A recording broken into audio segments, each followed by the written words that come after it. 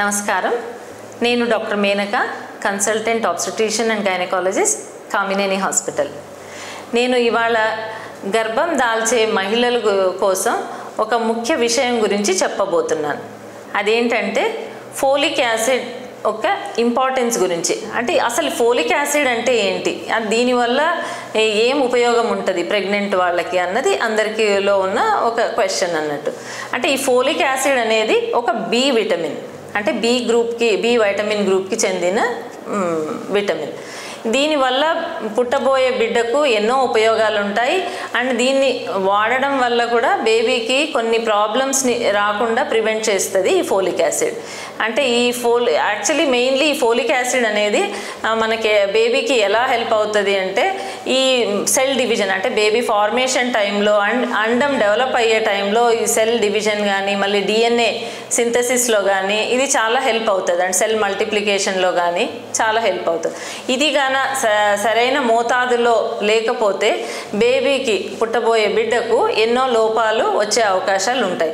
అవి ఎలాంటి లోపాలు అంటే కొంచెం ఉదాహరణకు న్యూరల్ ట్యూబ్ డిఫెక్ట్స్ అంటాం. అంటే వెన్నపూసలో సరిగ్గా ఫార్మేషన్ లేకపోవడం, వెన్నపూస ఇట్లా డివైడెడ్గా ఉండడము, లేదా హార్ట్ ప్రాబ్లమ్స్, హార్ట్లో హోల్స్ లాంటివి రావడము, అలాంటి ఒక ప్రాబ్లం, లేదా తల ఫార్మేషన్లో డిఫెక్ట్స్ ఉండడం, పైన వాల్ట్ అంటాం, స్కల్ బోన్ అంటాం, అది సరిగ్గా ఫార్మేషన్ లేకపోవడం, ఇలాంటి ఎన్నో ప్రాబ్లమ్స్ వచ్చే ఛాన్సెస్ ఉంటాయి.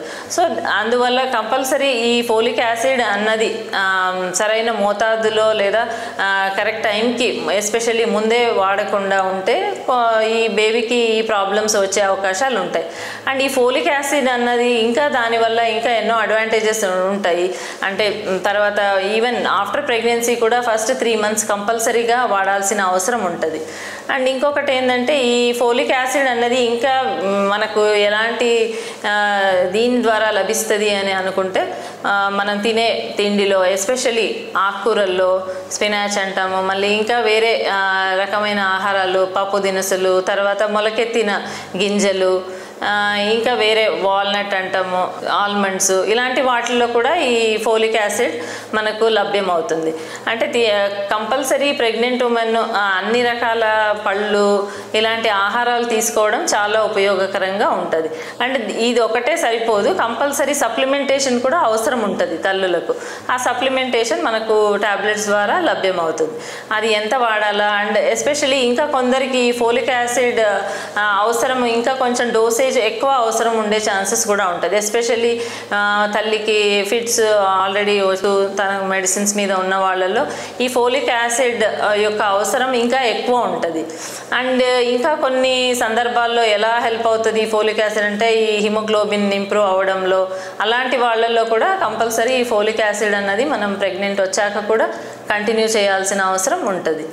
అండ్ ఇంకా ఏంటంటే ఈ ఫోలిక్ యాసిడ్ డెఫిషియన్సీ వల్ల ప్రెగ్నెంట్ ఉమెన్లో ఇంకా కొన్ని ప్రాబ్లమ్స్, వన్స్ ప్రెగ్నెంట్ అయ్యాక కూడా కొన్ని వచ్చే ప్రాబ్లమ్స్ ఉంటాయి. అది ఎలాంటివంటే అబార్షన్స్, రికరెంట్గా గర్భస్రావం జరగడం, లేదా ఇంకొక కండిషన్ అంటే ప్రీటర్మ్ లేబర్, అంటే డెలివరీ కొంచెం ముందే, అంటే నెలలు నిండకుండా ముందే కాన్పు అయ్యే ఛాన్సెస్.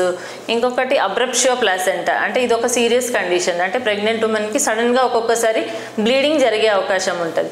అది ఎలా అంటే మాయ సెపరేట్ అవుతుంది. మామూలుగా మాయ అన్నది బేబీ డెలివరీ తర్వాత వస్తుంది. కాకపోతే ఈ కండిషన్లో ఒక్కొక్కసారి ఫోలిక్ యాసిడ్ డెఫిషియన్సీ ఉంటే మాయ ముందే సెపరేట్ అవుతుంది. అంటే బేబీ ఇంకా గర్భంలో ఉండంగానే సెపరేట్ అయితే బ్లీడింగ్ అయ్యి ఇంకా ప్రెగ్నెన్సీ కూడా నిలవకుండా ఉండే ఛాన్సెస్ ఉంటుంది.